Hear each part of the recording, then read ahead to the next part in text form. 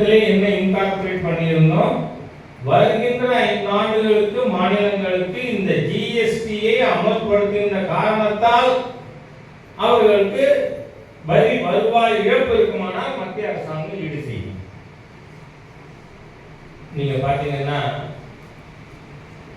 2017 ஜூலை வரை ஆண்டுக்கு வந்த இதெல்லாம் மறைமுக வரி விதிப்பு, இன்டைரக்ட் டாக்ஸஸ்னு பேரு. இப்ப இன்கம் டாக்ஸ்ங்கிறது என்ன? வருமானம் வருது உடனே வாங்குறாங்க, அது டைரக்ட் டாக்ஸ். இதெல்லாம் நாம சாமான் உற்பத்தி பண்றாரு ஒருத்தர் விற்கிறார், அதை நாம வாங்குறோம். இதுக்கு போடுற இந்த வரிக்கு பேரு மறைமுக வரின்னு பேரு.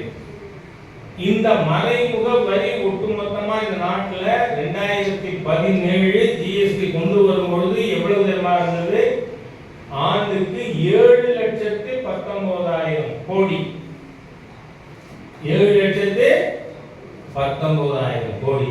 இன்னைக்கு என்ன தெரியுமா? 2023-24 முடிந்த நிதியாண்டிற்கு 24-25 முடிந்த நிதியாண்டிற்கு இந்த மறைமுக வரி வருவாய் அரசாங்கத்துக்கு மொத்தம் 22,11,000 கோடி. 3 மடங்கு கூடி இருக்கு. ஆனால் இந்த நம்பிக்கை நமக்கு கொண்டு வரும்பொழுது இருந்தது. அதனால சொன்னோம், உனக்கு நஷ்டம் வருதா கொடுக்கிறேன். இப்போ இது கொண்டு வந்ததுக்கு காரணமே 7/21 இருக்கு. அப்போ மக்களுக்கு அவர்கள் கையில பணம் அதிகமா இருக்கட்டமே.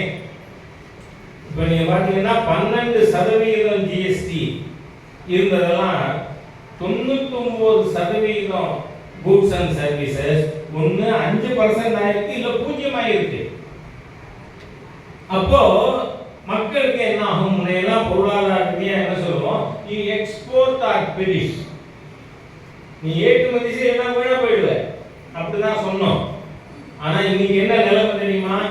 இந்தியா வெறும்னா உற்பத்தி செய்து ஏற்றுமதி செய்கின்ற நாடு மாத்திரம் அல்ல, 140 கோடி கன்சியூமர்ஸ் இருக்கிற ஒரு தேசம்.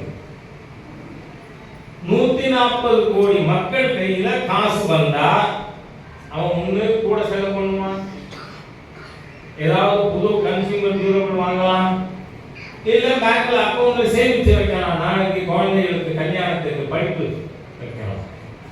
அப்போ மக்கள் கையில் அதிகம் பணம் இருக்குமானால் அவங்க என்ன பண்ணுவாங்க? இன்னும் கொஞ்சம் சாமான்